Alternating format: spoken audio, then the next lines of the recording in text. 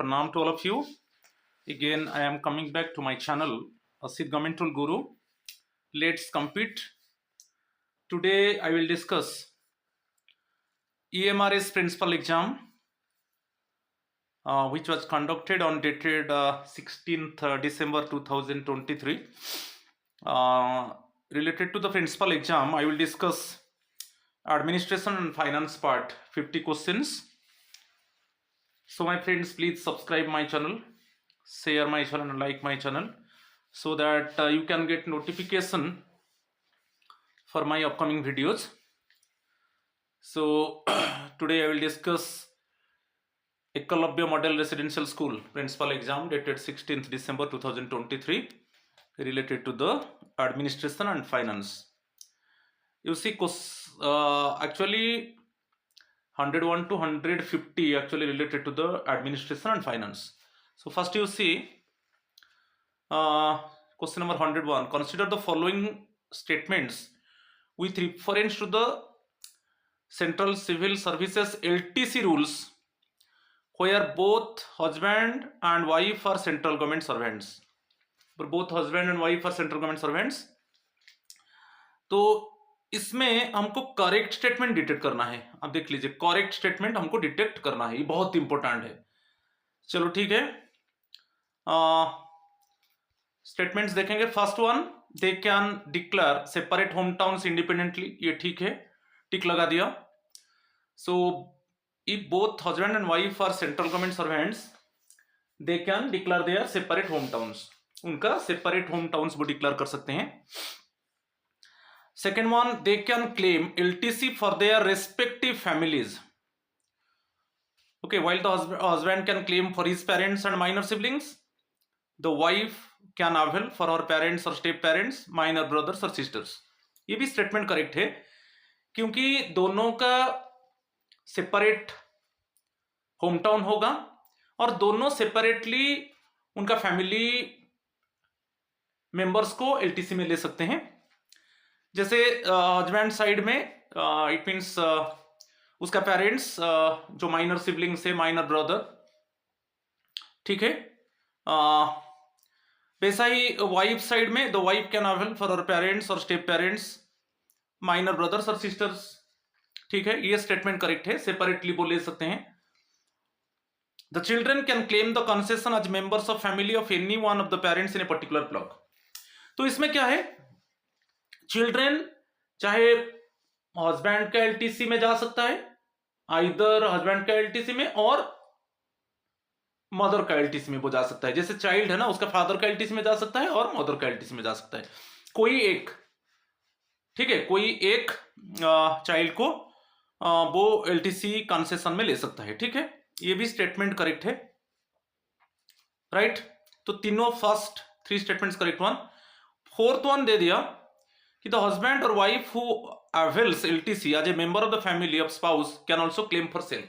हाँ, यदि husband LTC में वाइफ जाता है कि वाइफ का एलटीसी में हस्बैंड जाता है तो वो खुद के लिए नहीं ले सकता. Suppose in case of husband side, husband LTC side, if आज spouse, if wife avail the LTC की और अदर साइड में, side of suppose wife, if a spouse husband actually avail the LTC of wife, तो इस case में वो self के लिए नहीं ले सकता. The husband or wife who avails LTC as a member of the family of spouse can also claim for self. ये गलत है क्योंकि हस्बैंड का एलटीसी साइड में वाइफ चला गया तो वाइफ खुद के लिए नहीं ले सकता. सपोज वाइफ का एलटीसी साइड में सपोज हस्बैंड चला गया तो हस्बैंड सेल्फ के लिए नहीं ले सकता, अलग नहीं ले सकता. तो इसमें फर्स्ट थ्री स्टेटमेंट्स जो एबीसी है, actually answer is 4, right. First three statements are correct one, क्योंकि करेक्ट स्टेटमेंट पूछा है. So first three statements are correct one, right. मेरा जो एलटीसी का वीडियो पड़ा है आप देख लीजिए, ये आपको ये आंसर मिल जाएगा. ठीक है, एक्सप्लेनेशन भी मिल जाएगा. चलो क्वेश्चन नंबर 2 को चलेंगे. मिसकंडक्ट देखेंगे. Which of the following is a misconduct. Conduct rule के बारे में सोचिए. सबलेटिंग ऑफ गवर्नमेंट अकोमोडेशन, आप देख लीजिए rule 15A. CCS conduct rules, rule 15A देख लीजिए, इसमें CCX central civil services conduct rules, okay 1964, rule 15A देखिए। तो आपका गवर्नमेंट अकोमोडेशन को आप सबलेट कर दिया और किसको रेंट के आकार में दे दिया तो वो मिसकंडक्ट होगा, तो आपके ऊपर डिसिप्लिनरी प्रोसीडिंग होगा। Speculating in the stock market, ये चीज में सेकंड में देखिए, ये जो सेकंड स्टेटमेंट है, आप रूल 16 देख लीजिए, रूल 16, राइट, रूल 16 का आप सबसेक्शन 1 देख लीजिए, क्लियरली मेंशन है कि स्टॉक मार्केट में आज स्पेकुलेटर आप स्टॉक मार्केट में इन्वेस्ट नहीं कर सकते, मगर ये हो सकता है ऑकेजनली आप जो ब्रोकरर है, जो स्टॉक मार्केट का ब्रोकरर है, ऑकेजनली आप ले सकते हो, ठीक है, ऑकेजनली ब्रोकरर का जो हेल्प लेके आप ऑकेजनली इन्वेस्ट कर सकते हो, मगर यहां पर दे दिया speculating in the stock market, rule 16(1), ये भी मिसकंडक्ट है, आप रेगुलरली स्टॉक मार्केट में इन्वेस्ट कर रहे हो, ओके, तो ये मिसकंडक्ट होगा, तो दोनों रूल बता दिया, तो मिसकंडक्ट दोनों है, ठीक है, तो आंसर आपको मिल गया option 4, both, okay, both the statements I and double I, right, both the statements misconduct होगा, रूल भी बता दिया आपको, ठीक है। चलो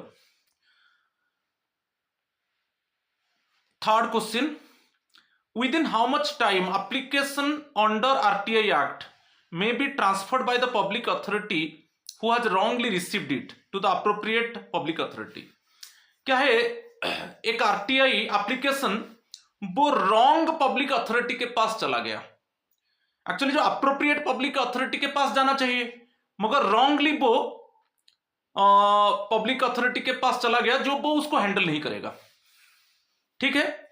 तो जब जैसे मैं यहां पर लिख दिया रॉन्ग पब्लिक अथॉरिटी के पास चला गया, जब ये जो रॉन्ग पब्लिक अथॉरिटी के पास चला गया, जब वो रिसीव करेगा वो 5 डेज के अंदर अप्रोप्रिएट पब्लिक अथॉरिटी को भेज देगा, क्योंकि एप्लीकेशन अभी किसके पास चला गया, रॉन्ग पब्लिक अथॉरिटी के पास, actually he is not handling the matter, particular matter, and the application has transferred to wrong public authority. जिस डेट में ये रॉन्ग पब्लिक अथॉरिटी उसको रिसीव करेगा एप्लीकेशन को, उसको 5 डेज के अंदर, 5 डेज हम कैसे काउंट करेंगे ना, जिस डेट में जो पब्लिक अथॉरिटी रॉन्ग है उसके पास एप्लीकेशन पहुंच गया, वो क्या करेगा, उसी डेट से वो 5 डेज काउंट करके 5 डेज के अंदर वो अप्रोप्रिएट पब्लिक अथॉरिटी को ट्रांसफर कर देगा, ठीक है। तो option 4 is the correct answer. आप देख लीजिए RTI एक्ट, ठीक है, रूल नंबर 6 देख लीजिए, सबसेक्शन 3, सेक्शन आप देख लीजिए सेक्शन 6 जो RTI का सेक्शन है 6, ओके, और उसका सबसेक्शन 3 में है, क्लियर, समझ में आ गया। तो यहां पर जो आंसर हो गया वो 5 डेज हो गया। आप इसको देख लीजिए RTI एक्ट, ओके, आप ये सेक्शन को देख लीजिए, सेक्शन 6 उसका सबसेक्शन 3 में ये क्लियरली मेंशन है, ठीक है। चलो next one, question number 104, fourth question, from the date of completion of treatments the final claim for reimbursement of medical expenses should ordinarily preferred by the central government servant within, ये आ गया CCS medical attendance rules 1944। इसमें clearly mention है, जब आपका after completion of treatment उसका 6 months के अंदर आपका जो भी मेडिकल एक्सपेंस है आप उसको रिइंबर्स कर सकते हो, ये तो बहुत कॉमन है। CCS में मेरा वीडियो में पढ़ा है, देखिए central civil services medical attendance rules 1944, clearly mention है कि आफ्टर कंप्लीशन ऑफ ट्रीटमेंट, तो जिस डेट में कंप्लीट हो रहा है उसका 6 मंथ्स के अंदर जो भी मेडिकल एक्सपेंस है आप उसको रीइंबर्स करने के लिए क्लेम कर सकते हो। तो अभी आंसर मिल गया, option 4 is the correct answer, right. चलो ठीक है, फिफ्थ क्वेश्चन को चलेंगे, question number 105, within how many days the charge officer is expected to submit the list of additional documents. ये थोड़ा क्वेश्चन गलत है, क्योंकि यहां पर एक क्वेश्चन है, आप जो भी डॉक्यूमेंट्स एक्चुअली चार्जशीट में डॉक्यूमेंट्स होता है, चार्जशीट में सभी डॉक्यूमेंट्स मेंशन होता है, ठीक है। वो डॉक्यूमेंट्स, जो भी डॉक्यूमेंट्स है, वो डॉक्यूमेंट्स को यूज करके वो चार्ज ऑफिसर उसको डिफेंड करेगा। ये सपोज यहां पर देख लीजिए, जो चार्जशीट है, CS लिख दिया चार्जशीट, उसमें सभी डॉक्यूमेंट्स है, मगर कुछ जो चार्ज ऑफिसर है उसको कुछ एडिशनल डॉक्यूमेंट्स चाहिए, उसको कुछ एडिशनल डॉक्यूमेंट्स चाहिए। जो एडिशनल डॉक्यूमेंट्स गवर्नमेंट के पास है, वो इंक्वायरी ऑफिसर को अप्रोच करेगा, चार्ज ऑफिसर, कि मुझे एडिशनल डॉक्यूमेंट्स चाहिए, जो डॉक्यूमेंट्स एक्चुअली चार्जशीट में नहीं है, तो वो डॉक्यूमेंट्स मुझे चाहिए। तो इंक्वायरी ऑफिसर नोटिस देगा, ओके, इंक्वायरी ऑफिसर नोटिस दे देगा, और बेसिकली गवर्नमेंट, जो बेसिकली गवर्नमेंट डिपार्टमेंट है, उसको जो एडिशनल डॉक्यूमेंट्स देना है, किसको, ना चार्ज ऑफिसर को देना है 10 डेज के अंदर, और एक्सटेंशन 10 डेज होगा। और यहां पर क्वेश्चन थोड़ा मुझे कंफ्यूजन है, within how many days the charge officer is expected to submit the list of additional documents. ऐसा नहीं, एडिशनल डॉक्यूमेंट चार्ज ऑफिसर को चाहिए, क्योंकि जो भी डॉक्यूमेंट्स है चार्जशीट में मेंशन है, मगर ऐसा कुछ डॉक्यूमेंट्स है जो चार्जशीट में मेंशन नहीं है, और चार्ज ऑफिसर बोल रहा है कि वो मुझे डॉक्यूमेंट्स चाहिए, और वो डॉक्यूमेंट्स पर्टिकुलर गवर्नमेंट डिपार्टमेंट के पास है। तो चार्ज ऑफिसर वो इंक्वायरी ऑफिसर को अप्रोच करेगा कि मुझे एडिशनल डॉक्यूमेंट्स चाहिए, जो डॉक्यूमेंट्स मेरा चार्जशीट में नहीं है, ठीक है। तो इंक्वायरी ऑफिसर वहां पर एक नोटिस इश्यू करेगा, जो नोटिस में क्लियरली मेंशन होगा कि 10 डेज के अंदर वो जो एडिशनल डॉक्यूमेंट्स चार्ज ऑफिसर को दिया जाए, ठीक है। और वो भी एक्सटेंशन होगा 10 डेज। कोई रीजन, गवर्नमेंट डिपार्टमेंट रीजन भी दे सकता है, और गवर्नमेंट डिपार्टमेंट दे सकता है कि वो जो डॉक्यूमेंट है जो चार्ज ऑफिसर मांग रहा है वो इरेलीवेंट है, क्योंकि पब्लिक इंटरेस्ट में ये डॉक्यूमेंट चार्ज ऑफिसर को नहीं दिया जा सकता, ये सभी हो सकता है। तो यहां पर थोड़ा कंफ्यूजन है, तो यहां पर आंसर ऑप्शन 3 है करेक्ट आंसर, ठीक है। चलो नेक्स्ट वन, 106, क्वेश्चन नंबर 6 देखिए। A medical certificate of fitness for government service in the case of government gazetted government servant shall be signed by. तो medical certificate of fitness for government service in the case of a gazetted government servant shall be signed by, ये बहुत important है। तो इसमें actually जो gazetted government servant है, उनका जो मेडिकल सर्टिफिकेट ऑफ फिटनेस है for government service, first time appointment हो रहा है गवर्नमेंट सर्वेंट का एक गेजेटेड पोस्ट में, क्लियरली आप क्वेश्चन देखिए, ये medical certificate of fitness for, क्योंकि आप फंडामेंटल रूल 10 में देखिए, जब आप गवर्नमेंट सर्विस में आपका, जब आप इंडक्ट हो रहा है, जब आप गवर्नमेंट सर्विस ज्वाइन करने के लिए जा रहे हो, तो आपको मेडिकल फिटनेस सर्टिफिकेट देना है। तो यहां पर जो है गेजेटेड गवर्नमेंट सर्वेंट केस में मेडिकल बोर्ड देगा फिटनेस सर्टिफिकेट, क्योंकि ये दे दिया medical certificate fitness for government service in the case of a gazetted government servant shall be signed by medical board. Gazetted government servant के लिए medical board. मगर जो नॉन गेजेटेड है, सपोज जो नॉन गेजेटेड है, नॉन गेजेटेड गवर्नमेंट सर्वेंट के लिए वो क्या होगा, मेडिकल ऑफिसर होगा, चाहे डिस्ट्रिक्ट मेडिकल ऑफिसर होगा, चीफ मेडिकल ऑफिसर होगा, कि यानी सिविल सर्जन होगा, कि यानी इक्विवेलेंट मेडिकल ऑफिसर होगा। तो आपको याद आ गया, तो यहां पर क्लियरली वही दिया है, medical certificate of fitness for government service in the case of a gazetted government servant. Suppose एक गेजेटेड पोस्ट है, तो एक सपोज आपको गेजेटेड पोस्ट मिल गया, आप फर्स्ट ज्वाइन करने के लिए जा रहे हो, तो आपको मेडिकल सर्टिफिकेट सबको देना है, फर्स्ट 10 में क्लियरली मेंशन है। तो वहां पर medical board, gazetted government servant के लिए मेडिकल बोर्ड, और other non gazetted government servant के लिए medical officer, chief medical officer, district medical officer, civil surgeon, other होगा, ठीक है। अदर तीनों दिया है, civil surgeon, district medical officer, chief medical officer, और any other medical officer like equivalent status. So option 4 is the correct answer, you remember, right. तो ये central civil services medical attendance rules 1944 आप देख लीजिए, right. चलो question number 107, which of the following categories of medical officers can be designated as authorized medical attendants? AMA authorized medical attendants, तो medical officers under the employ of the central government, ये हमारा authorised medical attendant हो सकते हैं, medical officers who are not employees of the central government, no ये नहीं है। Medical officers in the employees of the state governments, ये होगा। तो यहां पर करेक्ट आंसर, तो चाहे medical officers belongs to central government और medical officers belongs to state government, ये दोनों ही आंसर होगा। हमारा ऑथराइज मेडिकल अटेंडेंट हो सकते हैं, ठीक है। अगर कोई ऑप्शन ऐसा नहीं है तो बहुत दिया है, सिलेक्ट द करेक्ट आंसर पूछा है यूजिंग द कोड्स, ठीक है। तो आंसर ए एंड सी, जहां पर आंसर है देखिए, तो option 3 is the correct answer, right. चलो question number 108, where absence on tour from headquarters is between 6 to 12 hours, the government servant would be entitled to DA, daily allowance at the rate of, आपको याद रखता है, ये देख लीजिए, less than 6 hours आप absent हो रहे हो हेडक्वार्टर से, तो आपको 30% ऑफ डेली अलाउंस का 30% मिलेगा। और 6 to 12 आवर्स आपको 70% मिलेगा, ठीक है। 70% जो आपका डेली अलाउंस है उसका 70% मिलेगा।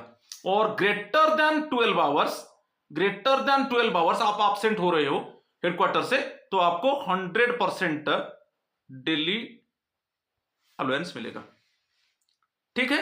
Less than 6 hours 30% of DA, जो आप एंटाइटल है, जितना डीए का एंटाइटल है 30% उसका मिलेगा। 6 to 12 आवर्स आप एब्सेंट हो रहे हो हेडक्वार्टर से, 70% मिलेगा। और ग्रेटर देन 12 आवर्स है तो 100% डीए मिलेगा। तो यहां पर आप देख लीजिए, यहां पर 6 to 12 है तो 70% मिलेगा। Option 4 is the correct answer, right.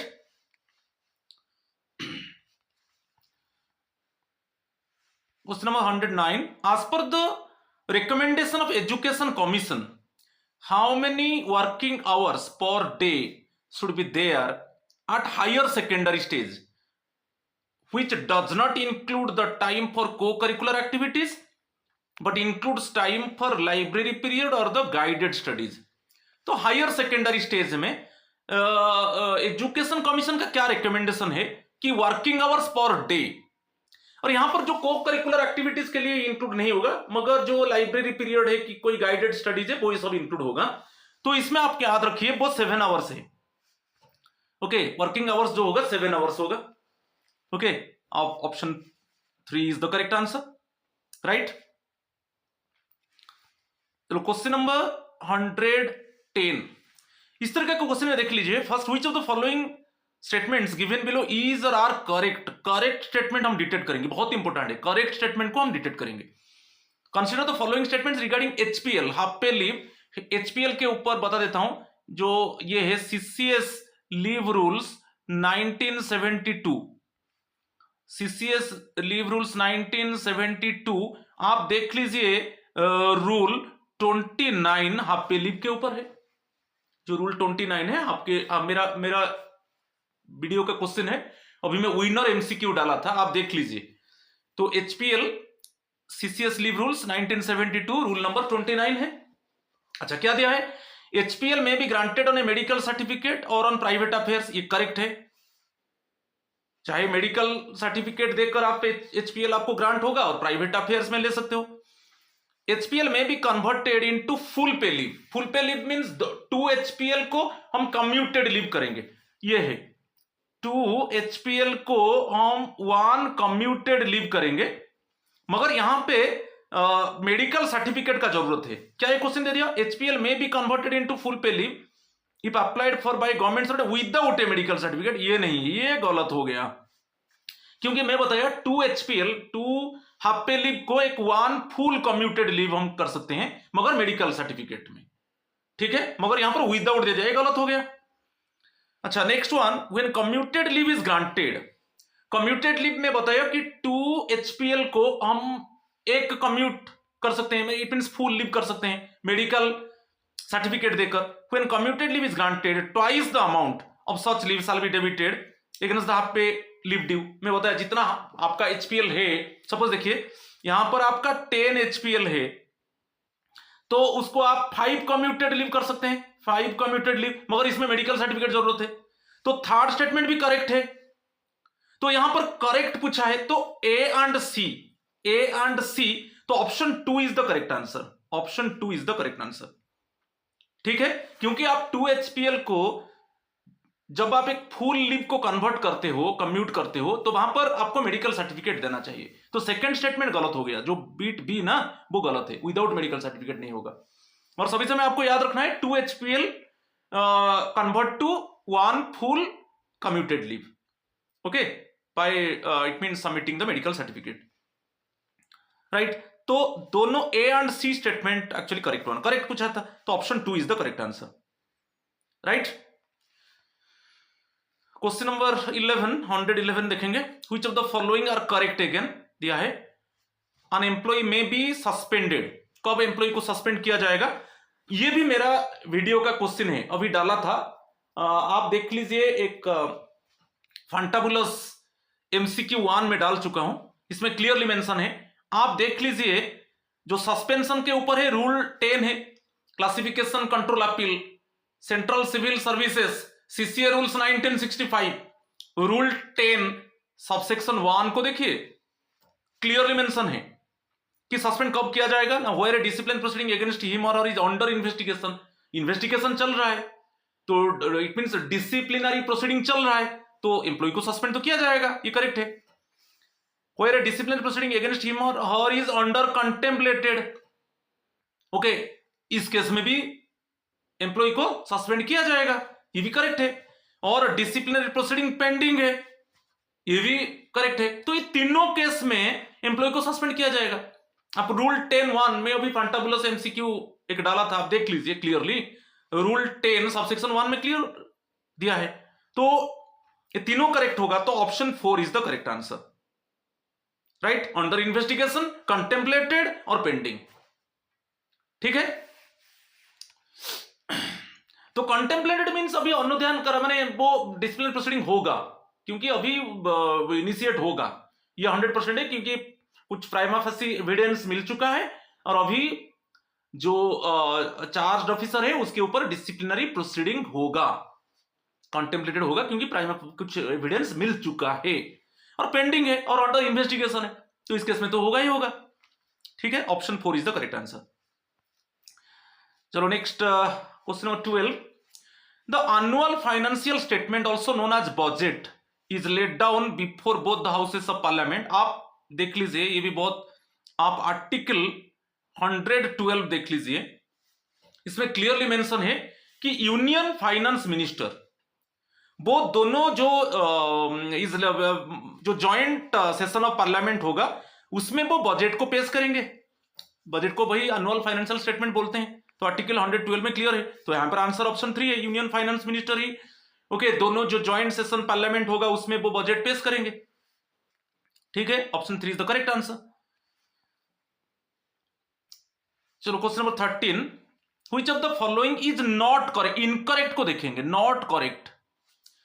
A disciplinary authority empowered to impose only minor penalty can also institute major penalty proceedings against a government servant। तो ये तो करेक्ट है, जो डिसिप्लिनरी अथॉरिटी वो माइनर पेनल्टी इंपोज कर सकते हैं, वो भी मेजर पेनल्टी प्रोसीडिंग्स इनिशिएट कर सकते हैं, मगर यदि मेजर पेनल्टी लगेगा, अल्टीमेट कंक्लूजन होगा कि मेजर पेनल्टी लगेगा, तो वो जो एक्चुअली जो अप्रोप्रिएट अथॉरिटी है, जिसके पास पावर है कि वो मेजर पेनल्टी प्रोसीडिंग्स कर सकते हैं, उनके साथ कंसल्ट करेंगे।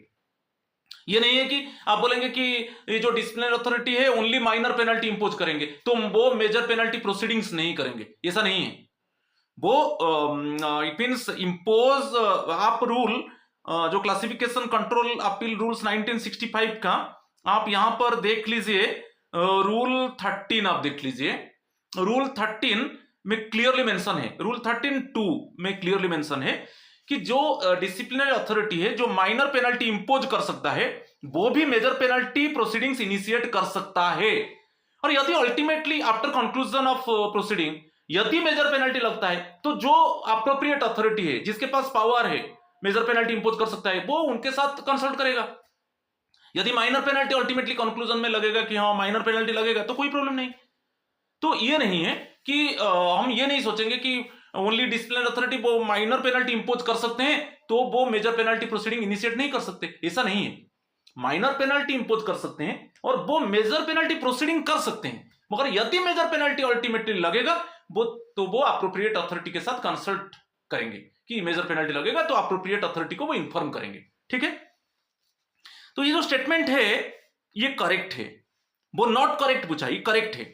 Next one, in every case where charge of possession of assets disproportionate to the known sources of income is proved, यदि आपको आज ए गवर्नमेंट सर्वेंट आपके पास जितना इनकम होना चाहिए उससे ज्यादा मिला, कुछ डिसप्रपोर्शनेट असेट्स मिला जो जिसका हिसाब आप नहीं दे सकते हो, तो वहां पर जो पेनल्टी लगेगा वो रिमूवल होगा, नहीं तो डिसमिसल होगा। ओके, तो ऑटोमेटिकली क्योंकि आपके पास डिसप्रपोर्शनेट असेट मिल रहा है, आपका जितना इनकम होना चाहिए उससे बहुत ज्यादा इनकम आपसे मिल रहा है, तो वो इलीगल हो गया ना, वो इनकम कहां से आया? यदि वो प्रूव हो गया तब जो पेनल्टी लगेगा आपको रिमूव किया जाएगा और डिसमिसल किया जाएगा, जो मेजर पेनल्टी है। तो ये दोनों स्टेटमेंट करेक्ट है।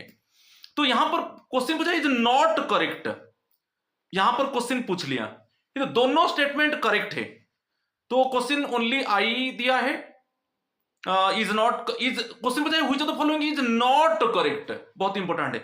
तो only I, both are correct, both are incorrect, actually both are correct, option 3 is the correct answer, both are correct है। ठीक है, तो ऑप्शन 3 यदि बोथ आर करेक्ट दिया है तो बोथ आर करेक्ट है, बोथ आर करेक्ट ऑप्शन हम ये करेंगे। थोड़ा कैसे क्वेश्चन पैटर्न को देखिए। ठीक है, question number 114, LTC advance is admissible both for outward and return journey if the leave taken by the government employee or the anticipated absence of the members of the family does not exceed, ये बहुत common है। तो आप LTC advance ले रहे हो outward and return journey के लिए, मगर आपका जो ऑप्शन है वो 90 डेज से ज्यादा होना नहीं चाहिए। यदि 90 डेज से ज्यादा होगा, आप सपोज अभी LTC एडवांस ले लिया मगर आप लीव ले रहे हो मोर देन 90 डेज, चाहे आपका एब्सेंस हो कि आपका फैमिली मेंबर्स का, तो इस केस में यदि मोर देन 90 डेज है तब ओनली आप आउटवर्ड जर्नी के लिए एडवांस लो, दोनों के लिए नहीं ले सकते। यदि आपका एब्सेंस विद इन 90 डेज है तो आप दोनों के लिए ले सकते हो, कोई प्रॉब्लम नहीं है। ठीक है, तो यहां पर option 3 is the correct answer. तो वही दिया है, LTC advance is admissible both for outward and return journeys if the leave taken by the government employee और the anticipated absence of the members of family does not exceed 90 days. तो आप LTC advance लिया है, आप leave ले सकते हो, आपका लीव लेस देन 90 डेज होना चाहिए और आपका जो फैमिली का एब्सेंस है लेस देन 90 डेज होना चाहिए। ठीक है, तब आप दोनों आउटवर्ड और रिटर्न जाने के लिए एडवांस ले सकते हो। मगर यदि आप जो कंसर्न गवर्नमेंट एम्प्लॉई है वो LTC एडवांस लिया और उसका लीव मोर देन 90 डेज है, कि अदर साइड में उसका जो फैमिली का एब्सेंस मोर देन 90 डेज हो गया, तो इस केस में आप जो हाफ ऑफ द जो आप एडवांस लिया है हाफ को रिफंड करना है, क्योंकि more than 90 days means only more than 90 days यदि कंसर्न एम्प्लॉय लीव लेता है और उसका फैमिली मेंबर एब्सेंस रहता है, तो इसके लिए ओनली आउटवर्ड जर्नी के लिए आप एडवांस लेना चाहिए। लेस देन 90 डेज है कोई प्रॉब्लम नहीं, दोनों के लिए, आउटवर्ड और रिटर्न जर्नी के लिए। तो इस केस में यदि आप एडवांस ले लिया मगर कंसर्न गवर्नमेंट एम्प्लॉइज का जो लीव है मोर देन 90 डेज है और उसका जो फैमिली का एब्सेंस है मोर देन 90 डेज है, तो आप जो एडवांस लिया है हाफ ऑफ द एडवांस को आपको रिफंड करना है। तो यहां पर जो option 3 is the correct answer.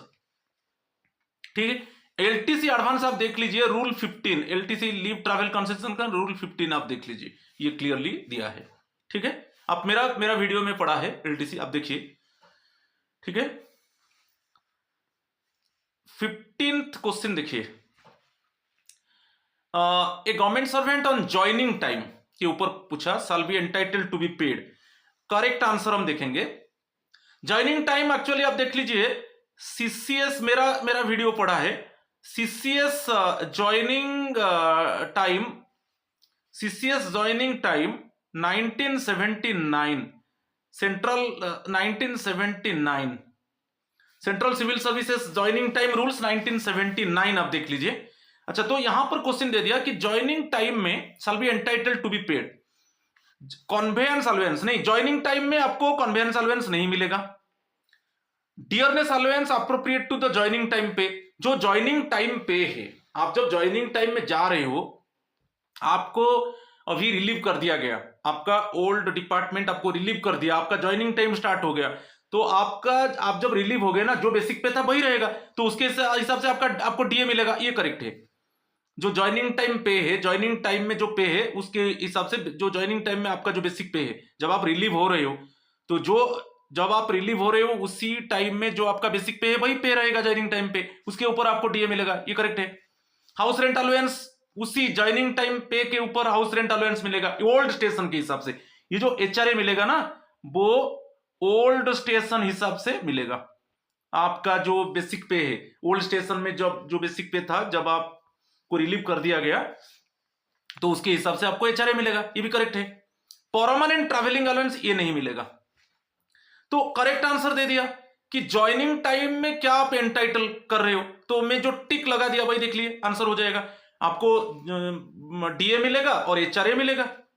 तो ऑप्शन बी एंड सी, जहां पर आंसर है वही करेक्ट है। और मेरा joining CCS joining time rules 1979 देख लीजिए, क्लियरली मेंशन है। और ये रूल 5 देखिए, आप joining time CCS joining time rules 1979 का रूल 5 देख लीजिए, ठीक है, आपको मिल जाएगा। नेक्स्ट वन, क्वेश्चन नंबर 116 देखिए, what will be the rate of mileage allowance for road journeys perform by own car at places where no specific rates have been prescribed either by the Directorate of Transport of the concerned state of the neighboring states। अच्छा, जो mileage allowance है वो actually directorate of transport, ये देख लीजिए यहां पर दे दिया, ये फिक्स करना चाहिए। Directorate of transport actually fix करना चाहिए माइलेज अलाउंस, मगर यहां पर फिक्स नहीं हुआ है।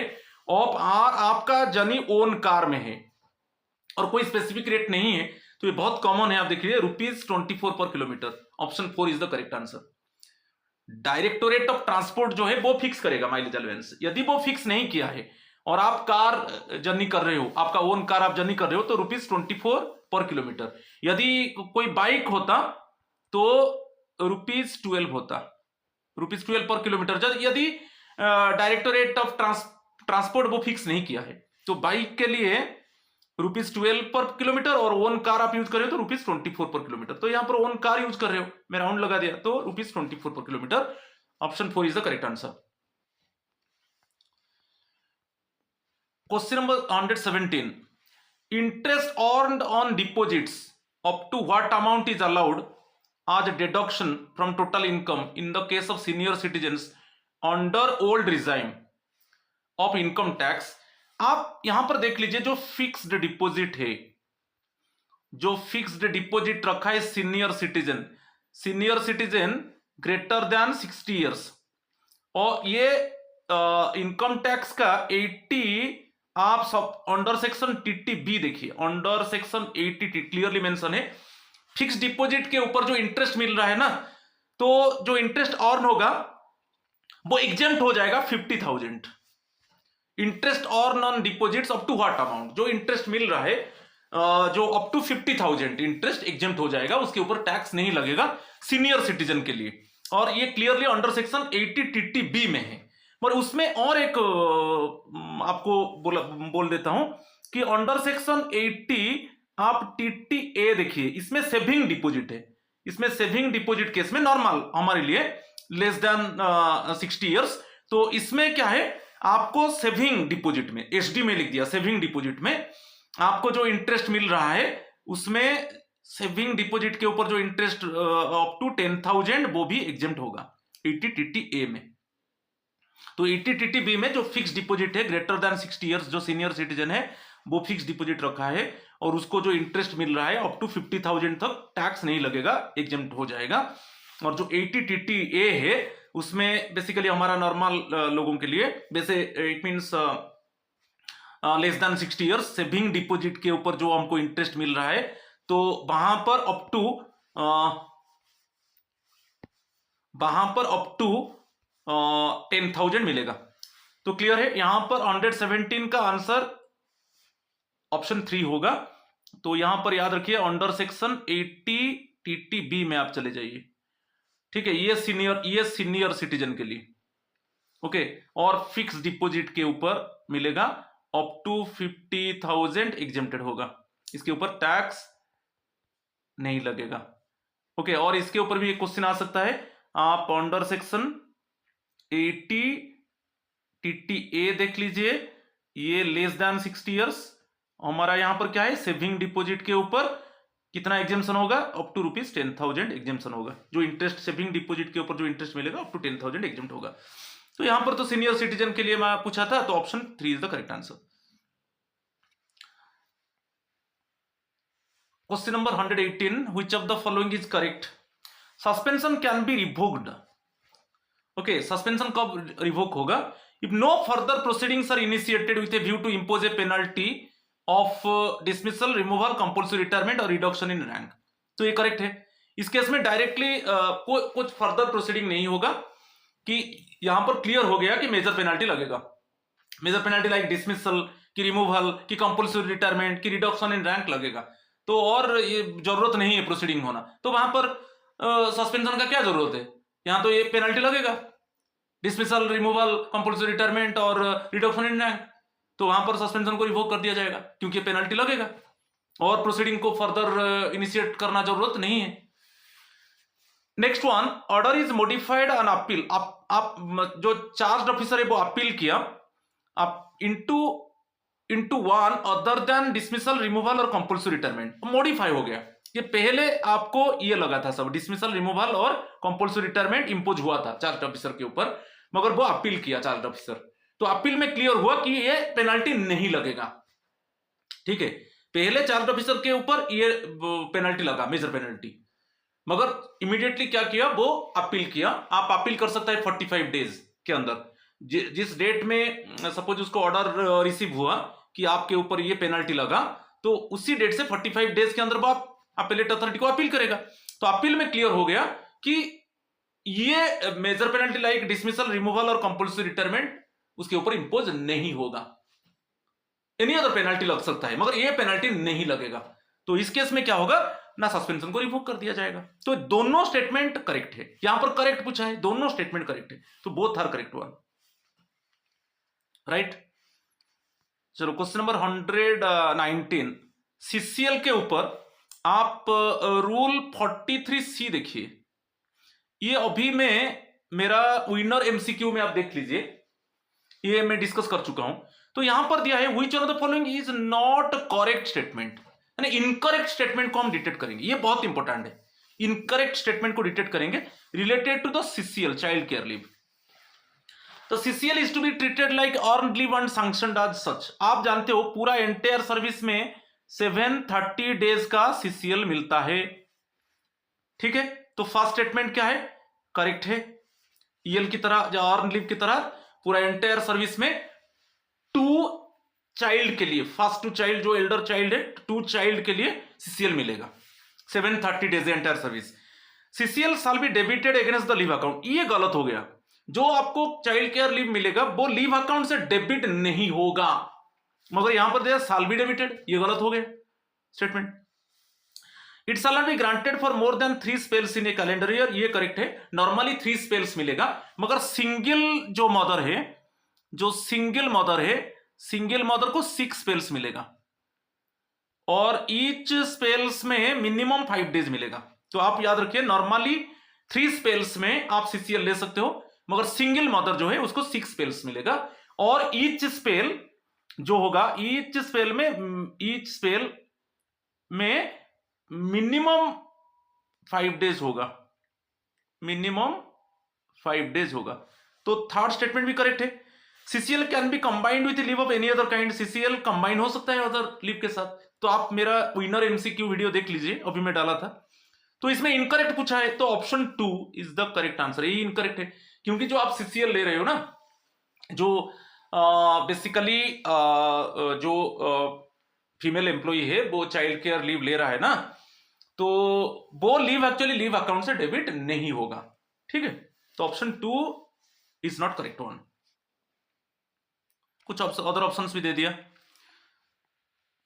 Question number 120, as per the provisions of GFR, In the case of limited tender inquiry, the number of supplier firms should be limited tender inquiry. आप GFR देख लीजिए 162 लिमिटेड टेंडर इंक्वायरी के ऊपर है, ठीक है, और इसमें क्लियरली मेंशन है, बहुत कॉमन है। तो number of suppliers more than 3, number of suppliers more than 3 option मिल गया। और थोड़ा लिमिटेड टेंडर के ऊपर बता देता हूं। लिमिटेड टेंडर में क्या होगा ना, more than 2.5 lakh and up to 25 lakh तक लिमिटेड टेंडर इंक्वायरी होगा। तो मोर देन 3 जो रजिस्टर्ड सप्लायर से मोर देन 3 लेना चाहिए, और उसमें कंपेयर किया जाएगा। जब कंपेयर होगा जिसका जो लिस्ट प्राइस होगा, ओके, उसी से उसका स्पेसिफिकेशन हम चेक करेंगे और उसी को फाइनली टेंडर दे दिया जाएगा, ठीक है। तो लिमिटेड टेंडर इंक्वायरी जो लिमिट है, मैं बोल दिया, जब आप बिडिंग करना चाहते हो, चाहे गुड्स एंड जब कोई आप कमोडिटी को बिडिंग करना चाहते हो, तो वैल्यू क्या होना चाहिए, more than 2.5 lakh up to 25 lakh. तब हम लिमिटेड इंक्वायरी में जाएंगे और मोर देन 3 होना चाहिए सप्लायर्स, फिर हम कंपेयर करेंगे, ओके। जिसका लिस्ट प्राइस होगा, लिस्ट प्राइस तो मस्ट है, स्पेसिफिकेशन चेक करेंगे और उसका मैन्युफैक्चरिंग एबिलिटी और उसका जो पास्ट रिकॉर्ड, ये सब चेक करेंगे। तो ये आप देख लीजिए, रूल 162 में है, ये भी मेरा वीडियो में पढ़ा है, तो मोर देन 3 है, option 3 is the correct answer. 121 in the contest of TA rules, travelling allowance rules, consider the following statements. यहां पर करेक्ट हम देखेंगे, करेक्ट स्टेटमेंट डिटेक्ट करेंगे। A claim for travelling allowance on tour shall be considered as following due on the date of completion of journey. आप tour में गए, जब आपका टूर का जर्नी कंप्लीट हो गया, ओके, तब आप क्या करोगे ना, उसका यदि एडवांस लिया है तब 15 डेज, एडवांस नहीं लिया है 60 डेज के अंदर आपको क्लेम करना है। जो डॉक्यूमेंट से आपको सबमिट करना है आप रीइंबर्समेंट के लिए, ठीक है। तो यहां पर ये तो ठीक है, सही है। On the date of completion of journey, आप टूर में चले गए और आपका टूर खत्म हो गया, on the date of completion of journey, इसी से आप 60 डेज काउंट कर लो। यदि एडवांस नहीं लिया, नो एडवांस 60 डेज। यदि एडवांस लिया देन कितने दिन के अंदर, विद इन 15 डेज आपको क्लेम करने के लिए सबमिट करना पड़ेगा डिटेल्स डॉक्यूमेंट। सो आपको यहां पर याद रखना है, ये क्लियर है, after completion of journey the concern government servant must submit the documents, okay, for reimbursement without advance within 60 days, and if you have taken advance then within 15 days. ये correct है। तो यहां पर correct पूछा है तो first statement correct है, ठीक है, यहां पर टिक लगा दिया। Next, in the case of transfer, TA claim self transfer case में, जब आप न्यू स्टेशन में ज्वाइन करोगे, तब आपको टीए क्लेम करना है, और वही रूल्स है। आप एडवांस ले सकते हो, जब आप ट्रांसफर होता है आप ओल्ड स्टेशन से ले सकते हो, और जब आप पहुंचोगे न्यू स्टेशन में भी ले सकते हो, आपका एलपीसी जो लास्ट पे सर्टिफिकेट देकर आप ले सकते हो। तो यहां पर भी रूल है, आप एडवांस भी ले सकते हो, तो वही रूल है। यदि आप एडवांस लिया है तो 15 डेज के अंदर, एडवांस नहीं लिया है 60 डेज के अंदर, तो ये भी करेक्ट है। ट्रांसफर केस में जब आप न्यू स्टेशन में जिस डेट में ज्वाइन कर रहे हो, आप एडवांस नहीं लिया है, तो 60 डेज के अंदर आप टीए क्लेम करोगे। उसमें ट्रांसफर में आपको सीटीजी मिलेगा, कंपोजिट ट्रांसफर ग्रांट मिलेगा, और आपको पर्सनल इफेक्ट के लिए जो आपका सामान जाएगा उसके लिए मिलेगा, और कोई आपका कोई व्हीकल से कन्वेयंस अलाउंस मिलेगा। 3 टाइप ऑफ अलाउंस मिलता है वहां पर, ठीक है। सीटीजी मिलेगा, composite transfer grant, personal effect के लिए, और कन्वेयंस आपका जो जैसे कन्वेयंस है, जैसे कारफार है कि आपका, ठीक है, बाइक है, उसके लिए भी मिल सकता है आपको। तो ये दोनों करेक्ट है। मगर where advance is drawn and the TA adjustment bill is not submitted by the government servant within due date, the advance so drawn shall be recovered from his pay bill in one installment, ये गलत है। मैं आपको बता देता हूं, advance basically 1 month salary आप ले सकते हो, 1 मंथ सैलरी आप ले सकते हो, ठीक है। नॉर्मली 1 मंथ सैलरी आप एडवांस ले सकते हो, और उसको 3 इंस्टॉलमेंट्स में आप पेमेंट करोगे।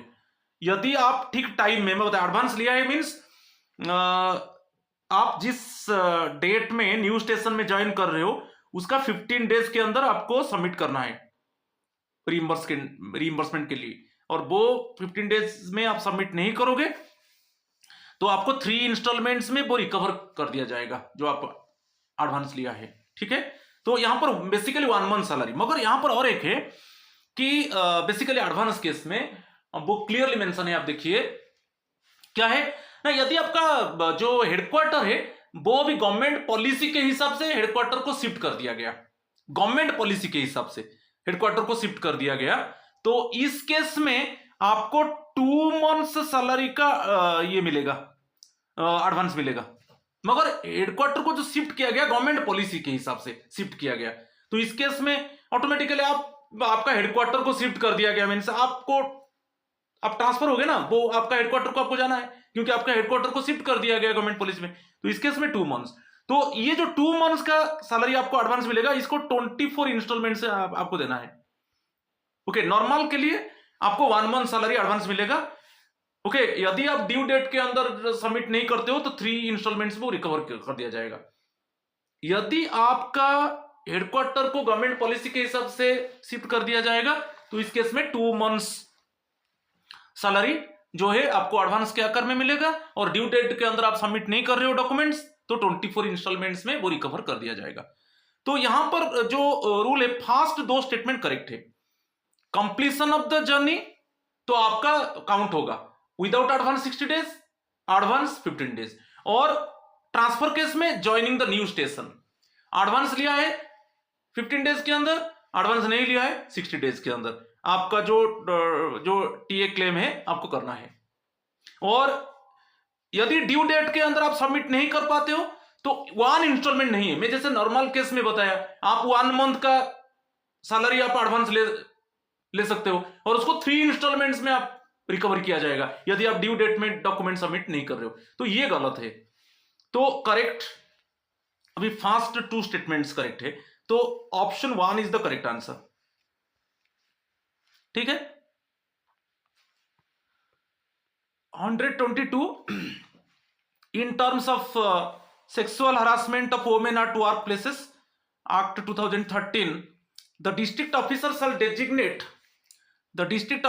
designate one nodal officer in every block taluka तहसील में जो डिस्ट्रिक्ट ऑफिसर है वो एक नोडल ऑफिसर को डेजिग्नेट किया है in rural or tribal area and ward or municipality in urban area to receive complaints and forward the same to the local committee within a period of. तो यहां पर बहुत interesting है, जो post act है, prevention of sexual harassment act 2013 है, उसमें जो डिस्ट्रिक्ट ऑफिसर है वो एक नोडल ऑफिसर को डेजिग्नेट किया जाएगा। एवरी ब्लॉक तालुका तहसील में एक नोडल ऑफिसर रहेगा, जो भी जैसे वार्ड म्युनिसिपैलिटी, अर्बन एरिया में वार्ड म्युनिसिपैलिटी, तो जो भी सेक्सुअल हरासमेंट के ऊपर जो कंप्लेन होगा वो लोकल कमिटी को भेजा जाएगा to receive complaints and forward the same to the local committee within a period of. जो नोडल ऑफिसर है वो जो भी कंप्लेन रिसीव करेगा related to the sexual harassment वो लोकल कमिटी को भेजेगा। कितना दिन के अंदर? तो 7 डेज के अंदर। अब देखिए ये मेरा post act 2013 prevention of sexual harassment 2013 ये मेरा वीडियो में पड़ा है 7 डेज के अंदर, और पूरा आपको डिटेल्स मिल जाएगा कि लोकल कमिटी का मेंबर कितना रहेंगे, कौन कौन रहेंगे, वो डिटेल्स है। मगर ये क्लियर है, nodal officer actually designated one district officer designated one nodal officer. If nodal officer receive complaint, then within 7 days nodal officer transfer the complaint to the local committee. Okay, so option 4 is the correct answer. Question number 123, within how much period the appeal under the sexual harassment of women at workplaces can be preferred by the person aggrieved from the recommendations made by the ICC, Internal Complaint Committee.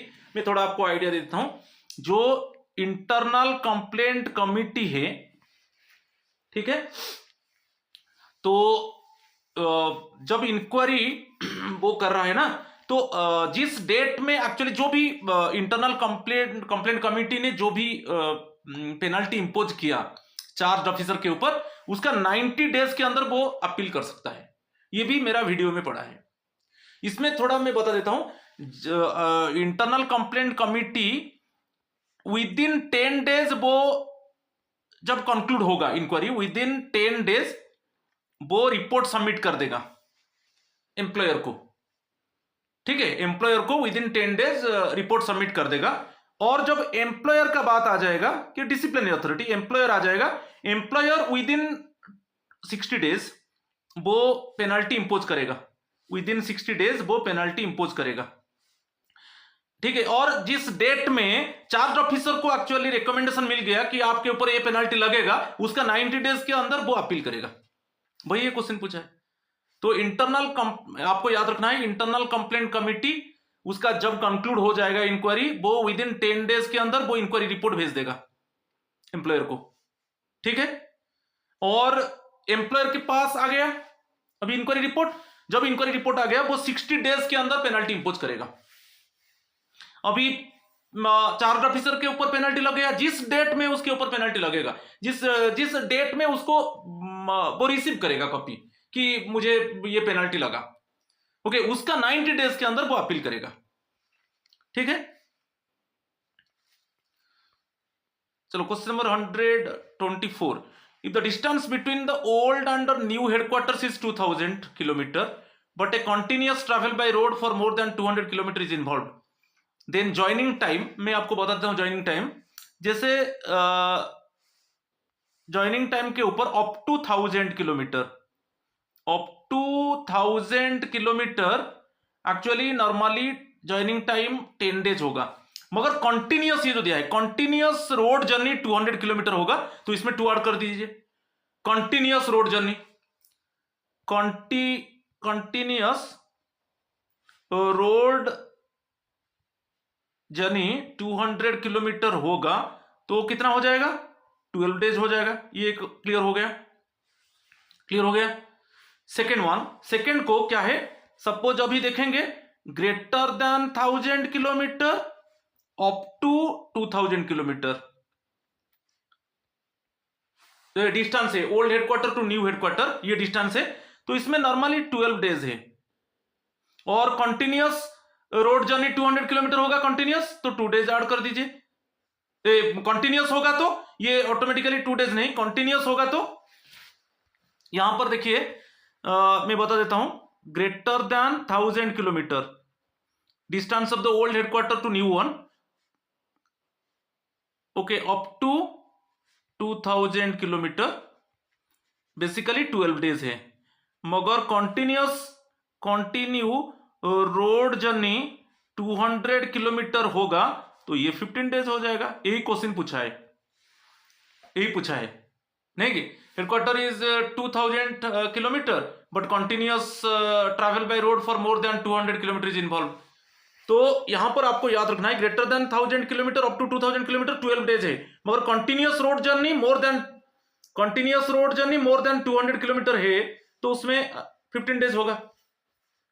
तो आप joining time rules मेरा देख लीजिए, rule 5 देख लीजिए, CCS joining time rules 1979 rule 5 देख लीजिए, ये टेबल में है। ठीक है, तो मोर देन ऑटोमेटिकली मोर देन 2000 किलोमीटर 15 डेज मिलेगा। तो और एक बार बता देता हूं, जैसे अप टू 1000 किलोमीटर 10 डेज है, मगर continuous road journey more than 200 kilometre, continuous road journey more than 200 kilometre, तो उसमें और 2 डेज ऐड कर दीजिए, वो 12 दिन होगा। मगर greater than 1000 kilometre up to 2000 kilometre, जैसे old headquarter to new one distance होगा, बेसिकली 12 दिन है, मगर continuous road journey more than 200 kilometre होगा तो 15 डेज हो जाएगा। और नॉर्मली मोर देन 2000 किलोमीटर जब डिस्टेंस होगा 15 डेज मिलेगा, और यदि प्लेन में आप सफर कर रहे हो तो 12 डेज मिलेगा। ठीक है, तो यहां पर आंसर 15 डेज हो जाएगा। Option 4 is the correct answer. Question number 125, which one of the following has the power to accord recognition to a private hospital for treatment of beneficiaries and their family members under Central Civil Central Civil Services Medical Attendance Rules 1944? यदि कोई private hospital suppose treatment करेगा, उसको कौन recognise करेगा? Option 4 is the correct answer, ministry of health and family welfare. ठीक है, यहां पर क्वेश्चन पूछा है, देखिए which one of the following has the power to accord recognition to a private hospital for treatment of beneficiaries and their family members under CSMA rules 1944। तो इसमें ministry of health and family welfare, ये भी मेरा video पड़ा है, देखिए आप, CSMA rules 1944। Option 4 is the correct answer. 126 which of the following is correct हम देखेंगे। लीव सैंक्शनिंग अथॉरिटी में रिफ्यूज और revoke any kind of leave, ये ठीक है। लीव सैंक्शनिंग अथॉरिटी कभी वो लीव को रिफ्यूज कर सकता है और लीव ग्रांट किया था उसको रिवोक भी कर सकता है, क्योंकि सपोज नेचुरल डिजास्टर, कोई सपोज ऐसे कोई ऐसा आपदा आ गया, नेचुरल डिजास्टर आ गया और वहां पर गवर्नमेंट सर्वेंट को जो लीव ग्रांट हुआ था वो सबको कैंसिल कर दिया जाएगा, तो ये करेक्ट है। तो वो मना कर सकते हैं और रिवोक भी कर सकते हैं। Second one, leave sanctioning authority can alter the kind of leave, alter नहीं कर सकता। आप जैसे CL अप्लाई किया, उसको वो लीव अथॉरिटी EL नहीं कर सकता कि HPL नहीं कर सकता। हाँ, ये है एक रूल में बताया था, तो ये गलत है, ऑल्टर नहीं कर सकता। जैसे मैं CL अप्लाई किया, क्या लीव अथॉरिटी के पास पावर है वो उसको EL कन्वर्ट कर देगा, कि HPL को कन्वर्ट कर देगा, कि एक्स्ट्राऑर्डिनरी लीव को कन्वर्ट कर देगा? ऐसा नहीं होगा। मगर है, जब आपका लीव एक्सपायरी हो गया, जब आपका लीव एक्सपायरी हो गया, ठीक है, एक्सपायरी होने के बाद आप जिस डेट में ज्वाइन कर रहे हो, तो विद इन 30 डेज आप कन्वर्ट कर सकते हो। विद इन 30 डेज आप एप्लीकेशन दे सकते हो कि मैं EL लिया था, उसको HPL में कन्वर्ट कर दिया जाए और उसके हिसाब से आपका लीव सैलरी को एडजस्ट किया जाएगा। आप खुद, आप जो एम्प्लॉय है उसका जो जिस डेट में वो लीव के बाद वो ज्वाइन कर रहा है, उसका 30 डेज के अंदर वो अप्रोच करेगा लीव अथॉरिटी को कि मैं ये लीव लिया था, EL लिया था, उसको HPL को कन्वर्ट कर दिया जाए। ऐसे एप्लीकेशन देगा, तो वो लीव अथॉरिटी के ऊपर डिपेंड करता है वो उसको कम्यूट करेगा कि नहीं। आप देख लीजिए, ये क्लियर है। मगर लीव सैंक्शनिंग अथॉरिटी के पास पावर नहीं है कि आप एक लीव के लिए अप्लाई किया वो उसको और एक लीव को कम्यूट कर देगा, ऐसा नहीं होगा। तो करेक्ट पूछा है only A। Okay, option 1 is the correct answer. ये भी मेरा विनर MCQ आप देख लीजिए, CCS लीव रूल्स 1972, उसमें क्लियरली मेंशन है।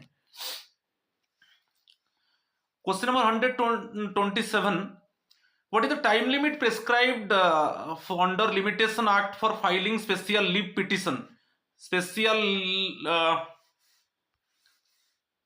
यहां पर जो दिया है, special leave petition SLP from the date of judgement और order of the high court, जिस डेट में from the date of judgement और order of the high court आप क्या टाइम लिमिट है आप फाइल करोगे SLP, 90 days. Option 4 is the correct answer, right. चलो next question, what are the standards of financial propriety that an officer should observe while incurring expenditure and making payment of money from the public funds? जो basically officers है उनके पास financial delegation power है, वो कैसे expenditure करेंगे, कैसे public fund को use करेंगे, वो कुछ ऑप्शंस दिया है। What are the standards of financial propriety के ऊपर देखिए, every officer is expected to exercise the same vigilance in respect of the expenditure incurred from the public monies as person of ordinary prudence would exercise in respect of expenditure of his own money। ये correct है। जैसे आप आपका पैसा को खर्च कर रहे हो, आप खुद का पैसा को खर्च कर रहे हो, हम देख रहे हैं हम कहां पर खर्च करेंगे तो सही रहेगा, तो हम अननेसेसरी एक्सपेंडिचर नहीं करते हैं, जो जहां पर प्रोडक्टिव एक्सपेंडिचर है हम करते हैं। वैसे ही आपको पब्लिक मनी को यूज करना है। जैसे आप खुद का मनी को आप विजिलेंट होकर आप खुद का मनी को आप एक्सपेंस करते हो, वैसे ही पब्लिक फंड को प्रोडक्टिवली यूटिलाइज करना चाहिए। तो फर्स्ट स्टेटमेंट करेक्ट है। Next one, the expenditure should not B, यहां पर T, the expenditure should not B prima facie more than the occasion demands. तो जो ऑकेजन है, जितना डिमांड है उससे ज्यादा एक्सपेंडिचर नहीं होना चाहिए। जो डिमांड के हिसाब से जितना है उससे एक्सपेंडिचर ज्यादा नहीं होना चाहिए, ये भी ठीक है। ठीक है, first two statement sir correct one. Third one दिया है, no authority should exercise its power of sanctioning expenditure to pass an order which will be directly or indirectly to its own advantage। आप ऐसा क्या है, authority ये नहीं करेगा कि वो डायरेक्टली और इनडायरेक्टली ऐसा एक ऑर्डर करेगा जो पब्लिक मनी जो वो यूज करेगा वो खुद का एडवांटेज के लिए। तो ये भी ठीक है, नो अथॉरिटी शुड एक्सरसाइज, ऐसा अथॉरिटी नहीं कर सकता है। जो जिन ऑफिसर्स के पास फाइनेंशियल डेलीगेशन पावर है वो ऐसा कोई ऑर्डर ऐसा नहीं निकल सकते डायरेक्टली इनडायरेक्टली जो इसमें जो पब्लिक मनी को खर्च किया जाएगा उनका खुद को एडवांटेज के लिए वो यूज करेगा। तो ये जो तीनों स्टेटमेंट्स आप देखिए करेक्ट है, वो वही पूछा है करेक्ट आंसर, तीनों स्टेटमेंट्स करेक्ट है, तो option 4 is the correct answer. ठीक है, question number 129, the production of medical certificate is necessary when a government servant is promoted from non-qualifying service paid from a local fund to a post in government servant। non-qualifying service paid from a local fund, पहले एक local fund से paid हो रहा था, अभी government permanent post हो गया government service में, तो इस केस में उसको मेडिकल सर्टिफिकेट देना पड़ेगा। ठीक है, मेडिकल सर्टिफिकेट नेसेसरी, क्योंकि क्लियरली मेंशन है, आप सीए देख लीजिए, non qualifying service paid from a local fund to a post in government service, तो यहां पर मेडिकल सर्टिफिकेट देना पड़ेगा। A person is reemployed after resignation और for future of past service, जैसे रेजिग्नेशन के बाद और एक बार रीएम्प्लॉयमेंट हो रहा है और आपका पास्ट सर्विस को फॉरफिट कर दिया गया, तो इस केस में आपको मेडिकल सर्टिफिकेट देना ही देना है, तो ये दोनों करेक्ट है। ठीक है, ये दोनों करेक्ट है, तो वही पूछा है कि करेक्ट पूछा है, तो दोनों करेक्ट है, both A and B correct one, ये दोनों केस में देना पड़ेगा। Non qualifying service paid from a local fund to a post in government service, और एक है आपका री एम्प्लॉयमेंट हो रहा है आफ्टर रेजिग्नेशन और for future of past service, तो दोनों एक्चुअली केस में मेडिकल सर्टिफिकेट देना पड़ेगा। Option 3 is the correct answer. Question number 130, for the assessment year 2023-24, financial year ये ले जाइए 20 to 23। ठीक है, अभी जो फाइनेंशियल ईयर है जैसे 23-24 है, उसका असेसमेंट ईयर होगा 24-25। ठीक है, ये प्रीवियस ईयर का है, financial year 20 to 23 previous year था, असेसमेंट ईयर था 2023-24। कब फाइल हुआ था रिटर्न, जो रिटर्न फाइल हुआ था income tax, return of income must be filed before which of the following dates, 31 July 2023, ये अल्टीमेटम गवर्नमेंट दिया था, अल्टीमेट डेट दिया था ओके इनकम टैक्स रिटर्न के लिए। ठीक है, option 2 is the correct answer. Question number 131, under existing income tax rules the amount admissible for deduction from the total income on account of entertainment allowance received by government servant is up to 1/5 of his salary, और आप देख लीजिए under section 16 उसका double आई देख लीजिए, इसमें clearly mention है जो एंटरटेनमेंट अलाउंस है वो क्या होगा कि 20% of basic salary, 20% of basic पे, 20% ऑफ बेसिक सैलरी और 5,000 विच एवर इज लेस, तो वही है 1/5 मीन्स 20% हो गया ना, तो इसमें जो भी लेस होगा which ever is less entertainment allowance में, तो आपका जो बेसिक सैलरी है उसका 20% और 5,000 जो इसमें कम होगा वही होगा, तो इस वो इतना ही एग्जेम्प्ट होगा। ओके, तो option 2 is the correct answer, वही दे दिया under existing income tax rule the amount admissible for deduction from the total, तो वो ऑटोमेटिकली एग्जेम्प्ट डिडक्ट हो जाएगा। तो एंटरटेनमेंट अलाउंस क्या है, सपोज आप कोई बिजनेस प्रमोशन करने के लिए गए हो, सपोज फॉर बिजनेस प्रमोशन, ठीक है, फॉर सेल्स प्रमोशन, उस केस में ठीक है आपको जो एंटरटेनमेंट अलाउंस मिल रहा है, ठीक है, तो उस केस में आपका जो बेसिक सैलरी है, बेसिक पे है, उसका 20% ले जाइए और 5,000 ओके, जो दोनों में लेस होगा वही डिडक्ट हो जाएगा आपका इनकम से, टोटल इनकम से, तो option 2 is the correct answer. Question number 132, A newly recruited government servant joins on 1/9/2020 at the end of the 2 blocks of 4 years, each of for him what will be admissible to him in 2029। आप देख लीजिए, आप fast entitle करेंगे 1 year के बाद आपको LTC मिलेगा, तो ये इसमें आपको होम टाउन मिला, ठीक है, क्योंकि 1 ईयर खत्म हो गया, तो फिर 22 में होम टाउन पूरा आप और आपका फैमिली मेंबर्स को फास्ट 8 ईयर्स आप ऐसे ले सकते हो। जो न्यू रिक्रूट है, यहां पर देखिए न्यू रिक्रूट, फिर आ जाएगा नेक्स्ट होम टाउन आपका फैमिली मेंबर के साथ, जो ये आएगा ये ऑल इंडिया आएगा, 4th occasion, 8th occasion all India, ठीक है, ये न्यू रिक्रूट के लिए हो गया। फिर आ जाइए 25, फिर आ जाएगा होम टाउन, 26 होम टाउन आपका फैमिली मेंबर के साथ, 27 होम टाउन, और जो 2028 है इसमें आप ऑल इंडिया, ऑल इंडिया। और अच्छा ये हो गया, आप न्यू रिक्रूट है तो न्यू रिक्रूट के लिए ये आपको एलिजिबल आप हो। मगर उसके बाद अभी आप देखेंगे, अभी जो चल रहा है ब्लॉक ईयर हमारा नॉर्मल के लिए, हम न्यू रिक्रूट में नहीं जाएंगे, जैसे 2022 टू 25 ये चल रहा है। नेक्स्ट चलेगा जो ब्लॉक ईयर होगा 2 ईयर, 26 27 28 29 ये होगा ना। तो इसमें एक होम टाउन, एक होम टाउन होगा तो एक ऑल इंडिया होगा।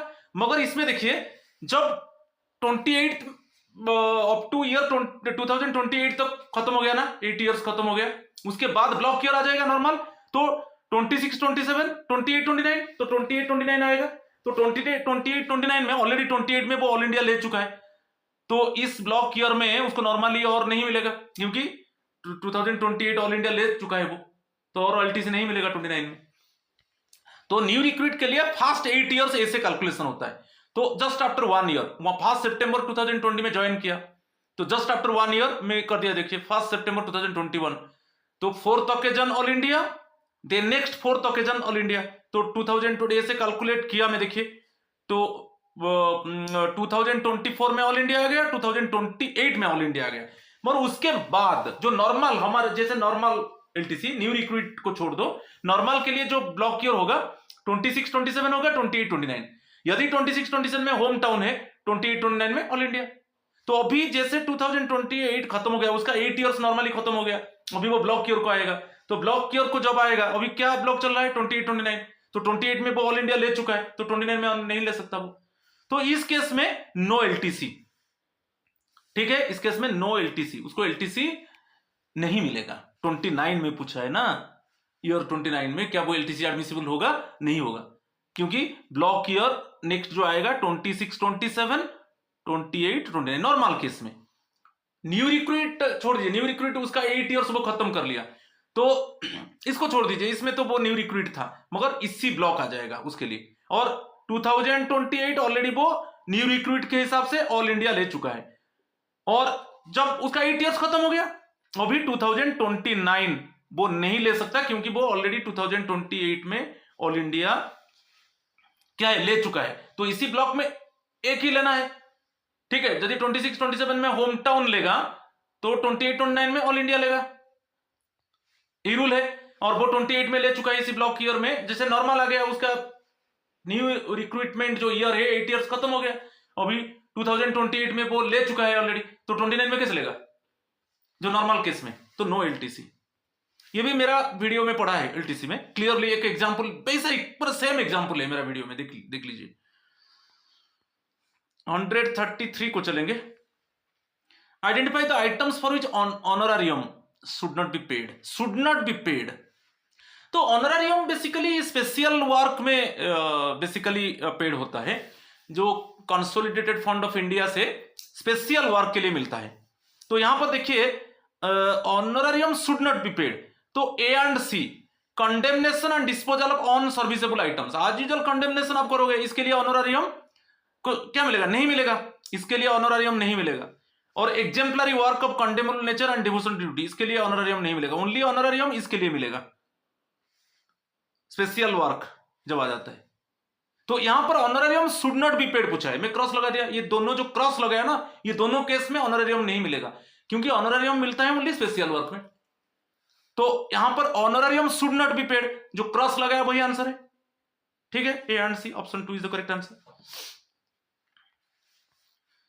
134 which of the following is misconduct देखेंगे, मिसकंडक्ट देखेंगे, making joint representation in a matter of common interest. आप जॉइंट रिप्रेजेंटेशन नहीं दे सकते, जॉइंट रिप्रेजेंटेशन क्या होगा? मिसकंडक्ट होगा। ये क्लियरली मेरा जो कंडक्ट रूल्स देखिए, मेरा 8 एमसीक्यूज पढ़ा है। और एक फेलियर टू मेंटेन अकाउंटेबिलिटी जो जनरल रूल है, ये CCS conduct rules general rule 3 देख लीजिए, ये क्लियरली मेंशन है, फेलियर टू मेंटेन अकाउंटेबिलिटी, इस केस में ये भी मिसकंडक्ट होगा, तो दोनों मिसकंडक्ट होगा।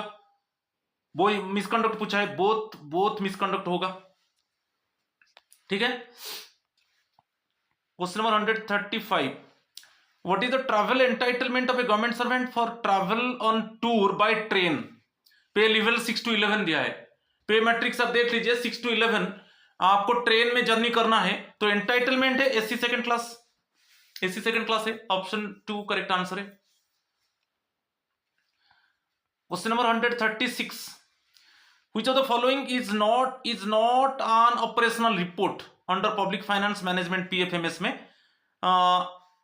Comparative position of state wise year wise releases, ये होगा, ये ऑपरेशनल रिपोर्ट में जाएगा।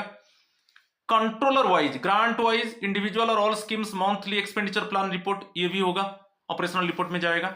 Activity level of agencies in terms of quantitative achievements, ये नहीं होगा।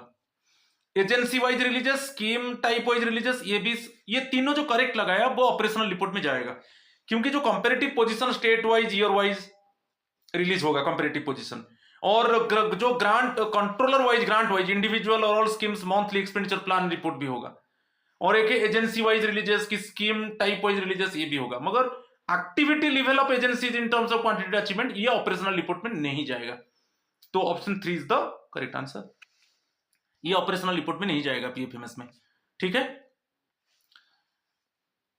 नेक्स्ट 137 को चलेंगे, यहां पर भी करेक्ट आंसर चूज करना है, मैं अंडरलाइन कर दिया correct answer. Except as otherwise provided by general और special orders, a government servant is eligible to receive and retain which of the following.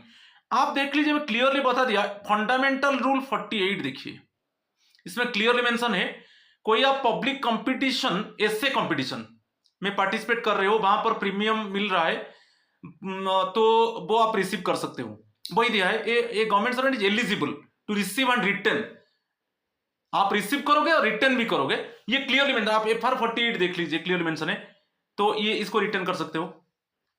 कोई ऐसा एडमिनिस्ट्रेशन ऑफ जस्टिस में आपको रिवार्ड मिला, इसको भी रिटर्न कर सकते हो। जैसे कोई क्रिमिनल को आप सपोज कट किया, तो उसको आपको सपोज आपको कुछ रिवार्ड मिलेगा, क्योंकि actually just it means by bravery just you caught the criminal person and hand over to the police, तो एडमिनिस्ट्रेटिव ये मिलेगा।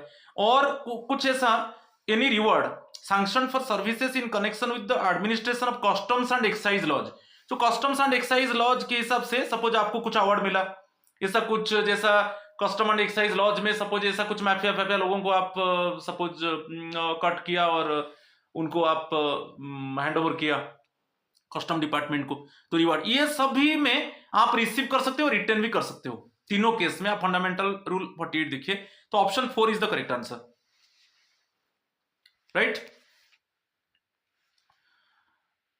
Question number 38, an employee seeks permission to have recourse to court for vindication of an official act which has been subject matter of adverse criticism. He does not hear anything from the government after how much time of his application he can assume that the permission sought for has been granted. आप देख लीजिए CCS conduct rules rule 19 देखिए, rule 19 में clearly mention है, ये देखिए लीजिए, central civil services conduct rules 1964 देखिए, रूल 19 देखिए। सपोज इसमें क्या है, सपोज ऐसा कुछ ऑफिशियल एक्ट को मैं, ऑफिशियल एक्ट है जिसको क्रिटिसाइज किया जा रहा है, ठीक है, तो वो अभी उसको वो बोल रहा है कि हाँ ये जो ऑफिशियल एक्ट है उसको चारों माने वो माने सभी क्रिटिसाइज, एडवर्स क्रिटिसिज्म कर रहे हैं एक्ट को, तो वो उसको विंडिकेट करने के लिए इट मींस वो बोल रहा है कि हाँ ये सही है कि जो ऑफिशियल एक्ट है वो पब्लिक क्रिटिसिज्म में है, तो अभी वो मैटर को कोर्ट को लेना चाहता है, मगर गवर्नमेंट का परमिशन लेगा, तो कितना दिन के बाद वो ये सोचेगा कि गवर्नमेंट मुझे परमिशन दे दिया, तो वो अभी एप्लीकेशन देगा कि मैं अभी ये जो ऑफिशियल एक्ट है उसको क्रिटिसाइज किया जा रहा है चारों तरफ से, अभी मैं बिलीव करता हूं उसमें और इसके लिए मैं कोर्ट जा रहा हूं, ठीक है। और जब वो एप्लीकेशन भेजेगा तो कितना दिन के अंदर उसको गवर्नमेंट से परमिशन मिलेगा कि वो कोर्ट जाएगा कि नहीं, यदि कितना दिन के बाद ऑटोमेटिकली वो ये मान लिया जाएगा कि उसको गवर्नमेंट परमिशन दे दिया, तो 3 months, 90 days वो 3 months है एक्चुअली, ये बहुत इजी है, ये मेरा वीडियो में पढ़ा है, आप देखिए सीसीएस कंडक्ट रूल्स का 8 एमसीक्यू विथ एक्सप्लेनेशन मेरा पड़ा है, ये क्लियरली था। अब रूल फॉर 19 आप देख लीजिए। ओके 3 मंथ्स, एक्चुअली वो 90 डेज हो गया। 139 in terms of GFR 130 which of the following is an example of minor works। Minor works के ऊपर क्लियरली है कोई न्यू एसेट क्रिएट नहीं होगा, जिसमें जो एसेट है उसमें जस्ट ऐड होगा। आप देख लीजिए ये जो माइनर वर्क को डिफाइन किया गया है GFR 130 में क्लियरली है, ये भी मेरा वीडियो में है वर्क्स के ऊपर। आप देख लीजिए कि कोई न्यू एसेट क्रिएट नहीं होगा, मगर जो एग्जिस्टिंग एसेट है उसमें ऐड होगा। Option 4 is the correct answer. Works which add value to the existing assets but do not create new assets, clearly mention है, और ये मेरा वीडियो में पढ़ा है। Option 4 is the correct answer. 140 what gap is provided between two LTCs. ऐसा कुछ mention नहीं है, there are not any guidelines. Suppose देखिए अभी जो ईयर चल रहा है ब्लॉक ईयर 22 23 24 25, सपोज में इसमें दिसंबर सपोज 15 में मैं एलटीसी ले लिया, और 20 इसमें सपोज होम टाउन है, सपोज एक होम टाउन होगा तो ये ऑल इंडिया होगा, ऑल इंडिया होगा, राइट। तो दिसंबर 15 में मैं होम टाउन ले लिया, इसमें मैं कोई भी टाइम में ले सकता हूं ऑल इंडिया, क्योंकि ब्लॉक ईयर है। तो एक ब्लॉक ईयर में होम टाउन ले रहे हो तो नेक्स्ट में ऑल इंडिया। तो ऐसा कुछ स्पेसिफिक ये नहीं है, गाइडलाइंस नहीं है कि गैप कितना रहेगा, there are not any guidelines, ठीक है। Option 3 is the correct answer. यहां पर दे दिया which of the following is incorrect, देखेंगे।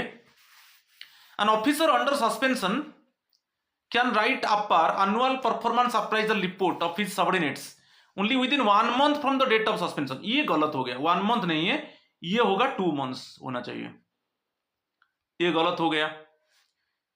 तो जो सपोज ऑफिसर अभी सस्पेंड होगा वो 2 मंथ्स के अंदर उसका सबऑर्डिनेट्स का इट मींस जो अपर है वो इट मींस राइट लिख सकता है वो, मगर यहां पर 1 मंथ दे दिया, तो ये गलत है, फर्स्ट स्टेटमेंट गलत हो गया। ड्यूरिंग मेरा अपर के ऊपर पड़ा है, देखिए क्लियरली मेरा एनुअल परफॉर्मेंस अप्राइजल रिपोर्ट अपर के ऊपर 3 वीडियोस है, आप देख लीजिए, पार्ट 1 पार्ट 2 पार्ट 3 ऐसे करके। During first 3 months of suspension, आप जानते हो सस्पेंशन बेसिकली जब होगा ना 90 डेज के लिए होगा, उसके 90 डेज के अंदर फिर उसको रिव्यू किया जाएगा कि आपका सस्पेंशन पीरियड को एक्सटेंड किया जाएगा कि नहीं। और फर्स्ट 3 मंथ्स में आपको सब्सिस्टेंस अलाउंस मिलेगा, ये भी मेरा वीडियो में अभी पढ़ा है, फंटाबुलस MCQ 1 सब्सिस्टेंस अलाउंस मिलेगा।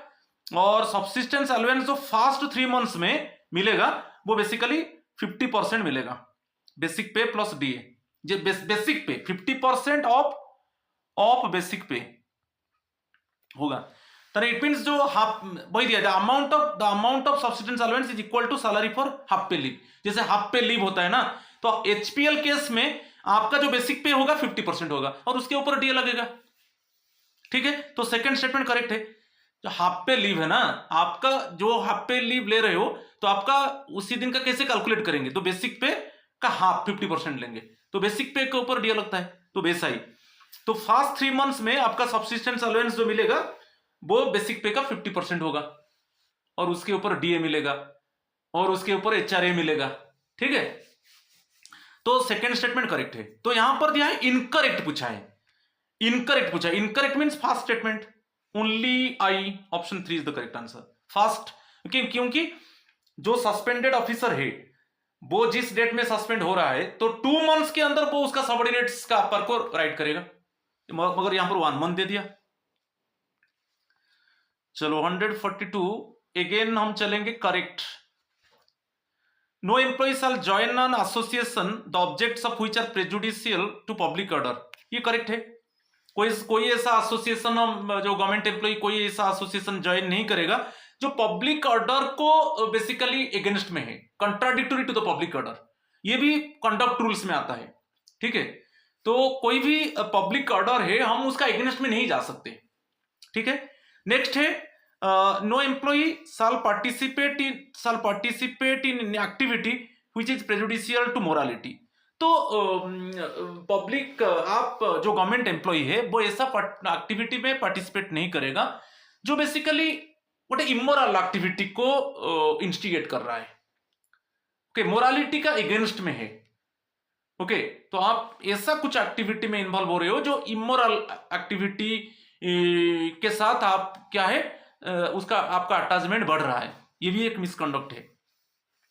No employee can refuse to work overtime. देखिए ओवर टाइम कभी कभी क्या है, इमरजेंसी टाइम में आपको स्टिपुलेटेड पीरियड ऑफ टाइम में काम खत्म करना है, तो वहां पर ओवर टाइम आपको करना है। जैसे ये जो रूल है ना, आप क्लियरली देख लीजिए, सीसीएस कंडक्ट रूल्स रूल 7 देख लीजिए, जो है बेसिकली स्ट्राइक्स के ऊपर है। रूल 7 सीसीएस कंडक्ट रूल्स आप देख लीजिए। ओके, रूल 7 देख लीजिए, क्लियरली मेंशन है। कभी कभी क्या है, over time work, over time क्योंकि स्टिपुलेटेड पीरियड ऑफ टाइम में आपको काम को खत्म करना है, और वहां पर ओवर टाइम वर्क होगा, आप मना करोगे नहीं मैं नहीं करूंगा, ऐसा नहीं है। तो ये रूल 7 में स्ट्राइक रिलेटेड है, आप उसमें देख लीजिए। ठीक है, स्ट्राइक एंड डेमोन्स्ट्रेशन के ऊपर है, आप देख लीजिए। तो ये तीनों जो है, तीनों स्टेटमेंट्स एक्चुअली करेक्ट है, तीनों स्टेटमेंट करेक्ट है। तो option 4 is the correct answer, right. 143, where a government servant who has been granted commuted leave resigns from service or is permitted to retire voluntarily without returning to duty, the computer। ये देख लीजिए, अभी मैं मेरा winner MCQ में commuted leave आप देख लीजिए, जो CCS leave rules 1972 rule 30, commuted leave rule 30, CCS leave rules 1972 rule 30 में आप देख लीजिए, पूरा डायरेक्टली यही क्वेश्चन में डाला हूं उसमें।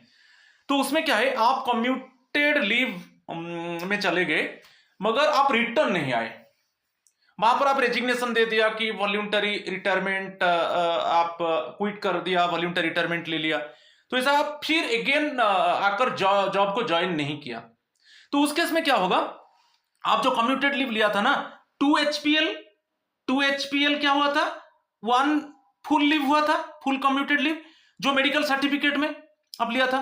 तो अभी आप कम्यूटेड लीव लेकर गया मगर रिटर्न नहीं आया, तो उस केस में वो एचपीएल ट्रीट हो जाएगा।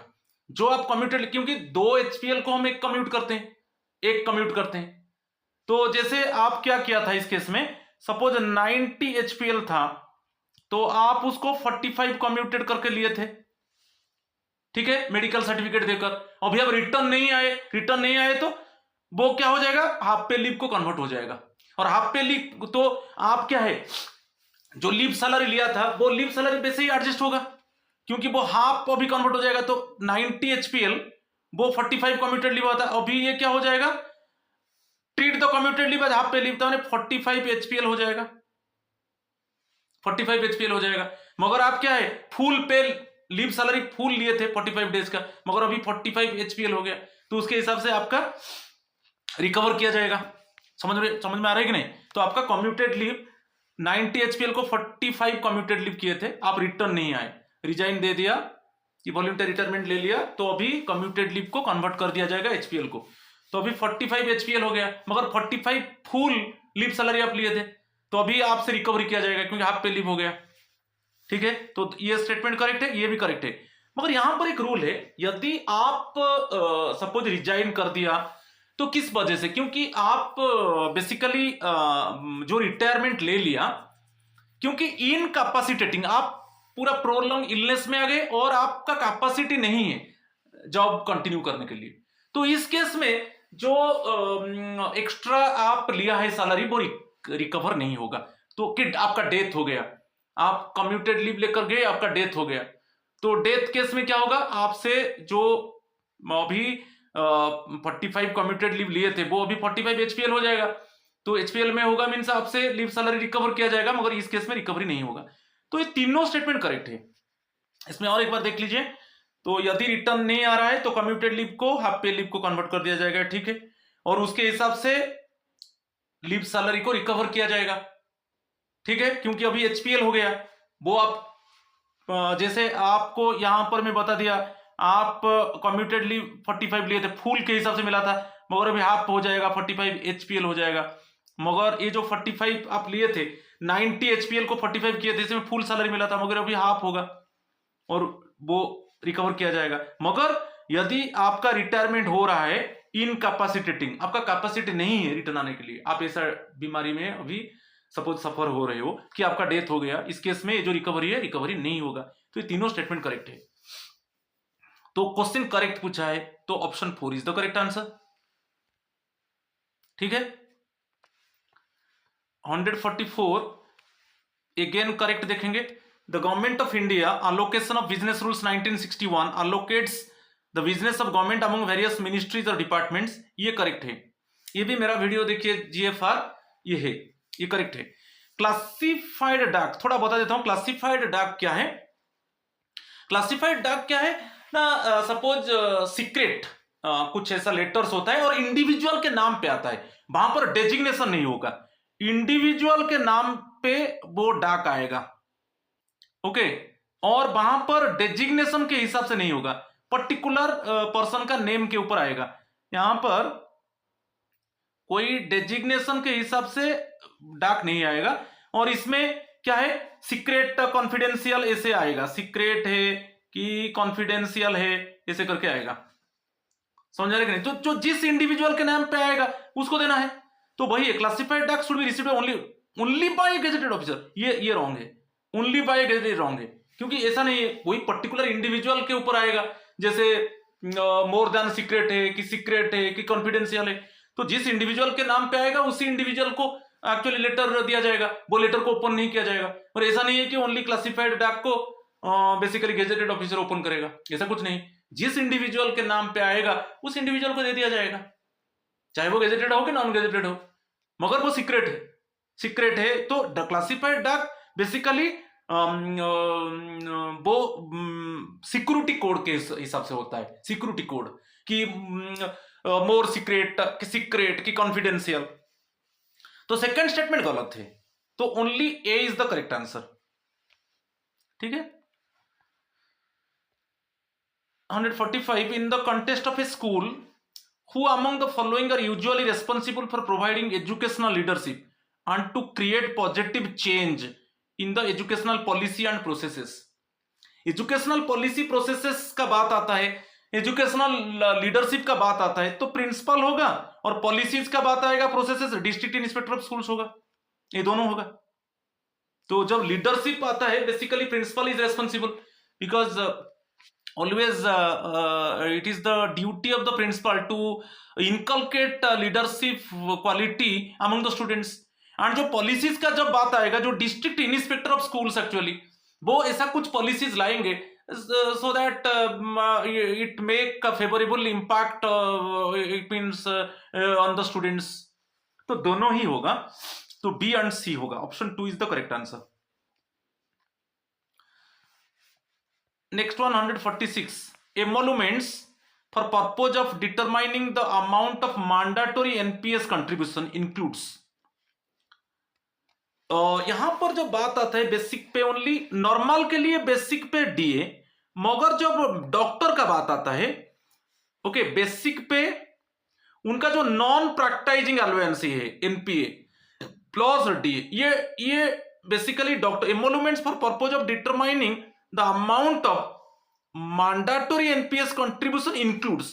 तो ये जो थर्ड स्टेटमेंट एक्चुअली है बेसिकली हमारे लिए नॉर्मल के लिए बेसिक पे प्लस डीए, मगर डॉक्टर के लिए जो मेडिकल प्रोफेशन में इन्वॉल्व है नॉन प्रैक्टाइजिंग अलाउंस उनको मिलता है। तो ये तीनों को बेसिक पे नॉन प्रैक्टाइजिंग अलाउंस डीए, तीनों के ऊपर एक्चुअली जो कंट्रीब्यूशन होगा 10% होगा सब्सक्राइबर का और 14% होगा गवर्नमेंट का। ये गवर्नमेंट का होगा कंट्रीब्यूशन और 10% सब्सक्राइबर का होगा। ठीक है। तो यहां पर जो एमोलुमेंट्स ये देख लीजिए, एनपीएस जो रूल्स है रूल 5, एनपीएस रूल्स का रूल 5 देख लीजिए। तो यहां पर जो आंसर होगा ऑप्शन 3 होगा, basic pay plus NPA to medical officers plus DA. ठीक है, नॉर्मल के लिए बेसिक पे प्लस डीए, मगर मेडिकल ऑफिसर्स के लिए नॉन प्रैक्टिसिंग अलाउंस भी इंक्लूड होगा। तो दिया है मींस ऑप्शन 3 करेक्ट आंसर होगा। और ये एनपीएस रूल्स रूल 5 देख लीजिए, ये भी मेरा वीडियो पड़ा है, अभी एनपीएस के ऊपर डाला था मैं अगस्त में। Then 147 at what rate the deputation allowance will be admissible in case of deputation within the same station। दो चीज है, सेम स्टेशन में आप डेपुटेशन में जा रहे हो और outside of the station. Same station में आप होगा 5% of basic pay but maximum 4,500, but maximum 4,500। ये है क्या है, सेम स्टेशन। मगर आउट ऑफ स्टेशन, जैसे आउट ऑफ स्टेशन कैसे कैलकुलेट करेंगे?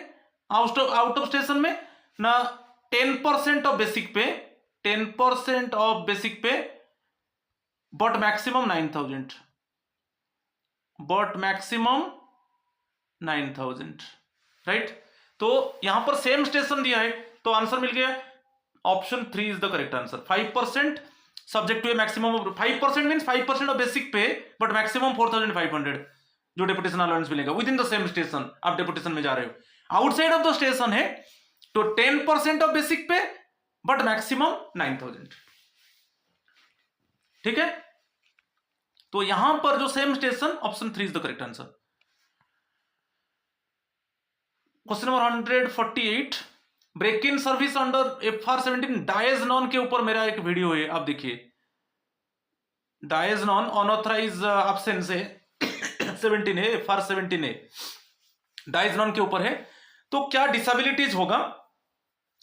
ये नॉन एडमिसिबल, क्योंकि ब्रेक हो जाता है यहां पर, सर्विस ब्रेक हो जाता है, तो आपका LTC जो है कंटिन्यू होना चाहिए।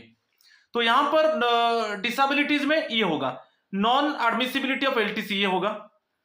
इनएलिजिबिलिटी for appearing in departmental examination, ये होगा क्योंकि डिपार्टमेंटल एग्जामिनेशन जो है आपको एक एक्सपीरियंस, जैसे अभी EMRS के लिए मांगा था 12 ईयर्स, तो कंटिन्यू होना चाहिए। मगर डायज नॉन में आपका ब्रेक हो जाएगा सर्विस, माने पास्ट सर्विस फॉरफिट हो जाएगा।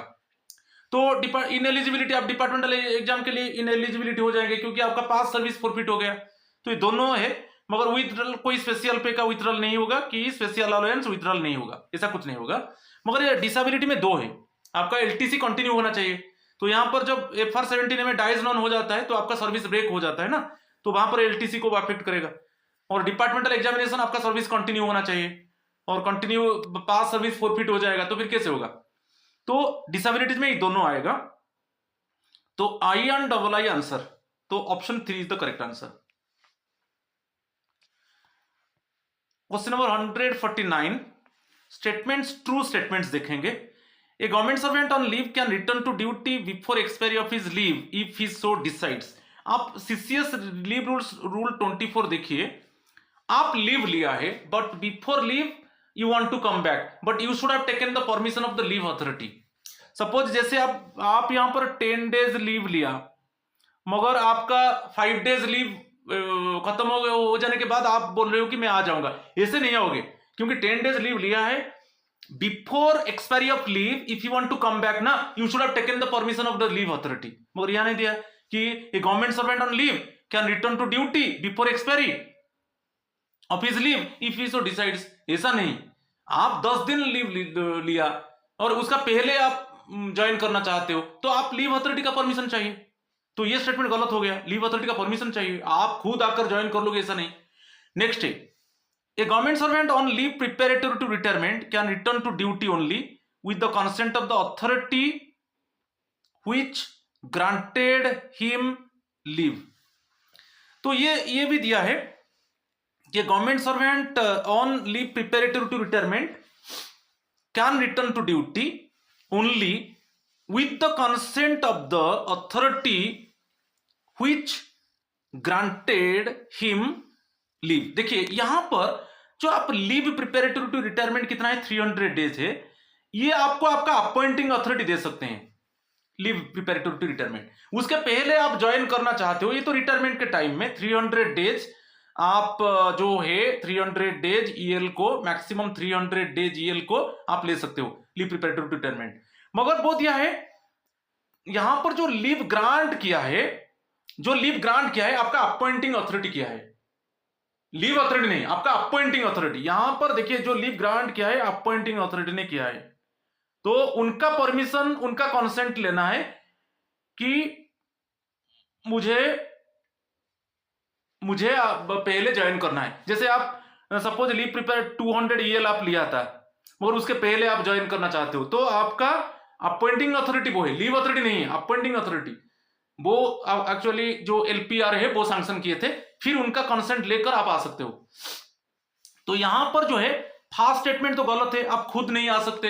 आपका लीव सपोज एक before expiry of the leave you want to come back, then you should have taken the permission of the, यहां पर लीव अथॉरिटी का परमिशन चाहिए, यहां पर लीव अथॉरिटी का परमिशन चाहिए। और यहां पर जो दे दिया, a government servant on leave prepare to retirement can return to duty only with the consent of the authority which granted him leave, ये ठीक है, उनका कंसेंट अब चाहिए। और यहां पर granted him leave means appointing authority, ये लीव अथॉरिटी नहीं देगा आपको, अपॉइंटिंग अथॉरिटी, फिर उनका कंसेंट लेके आप ड्यूटी को रिटर्न कर सकते हो पहले। तो यहां पर जो ट्रू है ओनली बी है,